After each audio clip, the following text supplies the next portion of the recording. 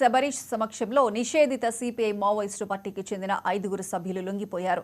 పోలీసులు, సిఆర్పీఎఫ్ బలగాలు సంయుక్తంగా అమలు చేస్తున్న పోరు కన్నా ఊరు మిన్న మన ఊరికి తిరిగి రండి అనే అవగాహన కార్యక్రమం ఫలితంగా మావోయిస్టులు లొంగిపోతున్నారు. లొంగిపోయిన వారిలో ఒకరు ఏరియా కమిటీ సభ్యుడు హోదాలో ఉండగా మిగిలిన 4 మావోయిస్టు పార్టీ కార్యకర్తలుగా పనిచేసిన వారు.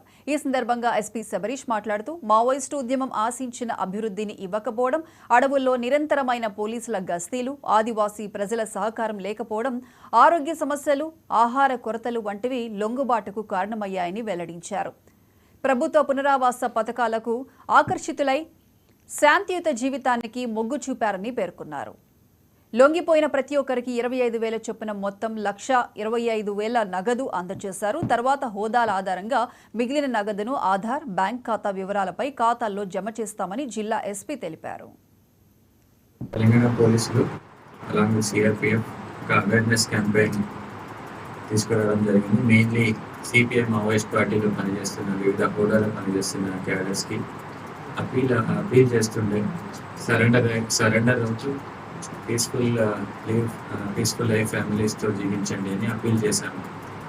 ఆ ప్రోగ్రాంలో భాగంగా మరియు తెలంగాణ ప్రభుత్వం ఇస్తున్న బెనిఫిట్స్ అండ్ ఇన్సెంటివ్స్ని గుర్తుపెట్టుకొని దాంతో మోటివేట్ అయ్యి ఈరోజు 5 సిపిఐ మావోయిస్ట్ పార్టీలో పనిచేస్తున్న క్యాడర్స్ లొంగిపోవడం జరిగింది. దాంట్లో 2 మహిళలు ఉన్నారు. సో ఇప్పటి వరకు జనవరి 25 నుంచి ఇప్పటి వరకు ములుగు జిల్లాలో టోటల్ 73 మెంబర్స్ సరెండర్ అయ్యి ఉన్నారు. దీంట్లో 68 పర్సన్స్ సీజీ వాళ్ళే ఉన్నారు. మిగతా 3 తెలంగాణ అండ్ ఇంకా 2 ఆంధ్ర వాళ్ళు ఉన్నారు. సో ఈ సందర్భంలో నేను అన్ని సిపిఐ మావోయిస్ట్ పార్టీలో పనిచేస్తున్న అందరికీ ఒక అప్పీల్ చేస్తున్నాను.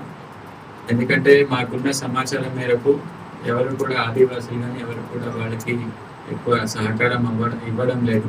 సో వాళ్ళు ఆరోగ్య పరిస్థితి కూడా చాలా